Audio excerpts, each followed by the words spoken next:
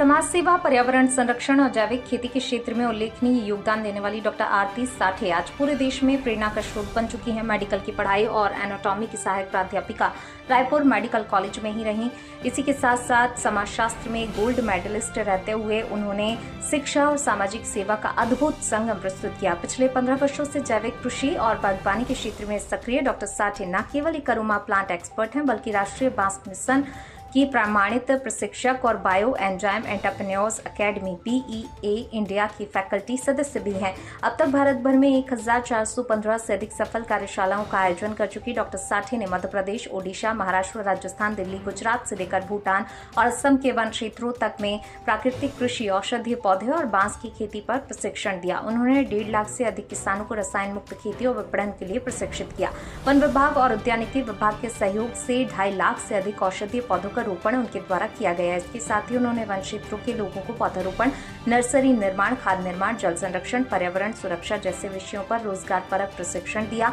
राष्ट्रीय स्वयंसेवक संघ के पर्यावरण प्रकोष्ठ के तहत वे वर्ष 2020 से सक्रिय रूप से कार्य कर रही हैं। छत पर बागवानी, कचरा प्रबंधन, हरित गृह आदि विषयों पर कार्यशालाएं आयोजित कर रही हैं। उन्होंने स्कूलों, कॉलेजों और गांवों में 4000 से अधिक पौधों का निःशुल्क वितरण एवं कपड़ों के थैलों का वितरण किया है। डिपार्टमेंट छत्तीसगढ़ फॉरेस्ट के साथ भी मैं पिछले 10 सालों से काम कर रही हूँ हर्बल और मेडिसिनल प्लांट्स के ऊपर। तो वहाँ पे जब मैंने बहुत ज़्यादा फॉरेस्ट एरियाज़ में रहा और ट्राइबल्स के बीच में मैंने रहा, तो बहुत करीब से मैंने सारी प्रकृति की चीज़ों को देखा।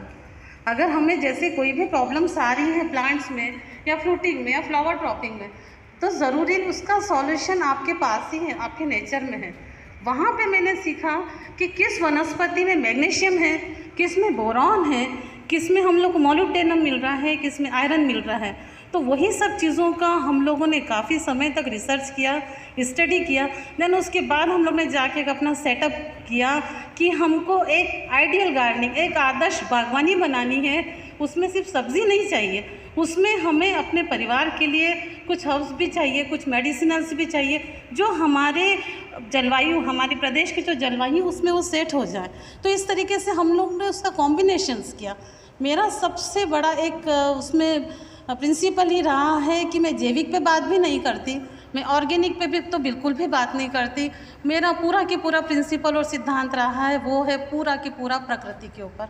सारे रिसोर्सेज जो हैं वो प्रकृति में है और बचे हुए जो अगर आपके रिसोर्सेज हो रहे हैं वो आपके किचन के अंदर हैं, कहीं नहीं जाना। उनको ग्रोथ आपको ट्रीटमेंट्स देना है, आपके किचन में हल्दी है, आपके पास बटर मिल्क है, उसके अलावा कहीं नहीं जाना। और ये बहुत सक्सेसफुल है और काले फूल लगाएं और सक्सेसफुल ही रहा मेरा मॉडल। और उस मॉडल्स को नागपुर यूनिवर्सिटीज़ ने भी लिया, दुर्ग की विवेकानंद यूनिवर्सिटीज़ ने भी लिया और उस मॉडल को देखने US से जर्नलिस्ट और साइंटिस्ट भी आए थे, जिसको उन्होंने अप्रूव करके मुझे फ्लोरिडा के लिए फैकल्टी उन्होंने बनाया फ्लोरिडा यूनिवर्सिटी में। वो मॉडल में मैंने सारी तरह की सब्जियां लगाई और सबसे इम्पोर्टेंट था उसमें मेरा सन डायरेक्शंस। मैंने चंद्रमा, सूर्य और जितने भी हमारे एस्ट्रोलॉजिकली ग्रह, राशि, नक्षत्र, इन सब पे ही मैंने फोकस किया। और आप विश्वास नहीं करेंगे, उसमें मैंने किसी भी तरीके का कोई भी जैविक पदार्थ यूज़ ही नहीं किया। सारा की सारा मेरा मैचिंग था, सिर्फ क्रॉप कॉम्बिनेशंस, ग्रह, नक्षत्र, सूर्य और चंद्र की कलाओं के अलावा उसमें कुछ भी नहीं था।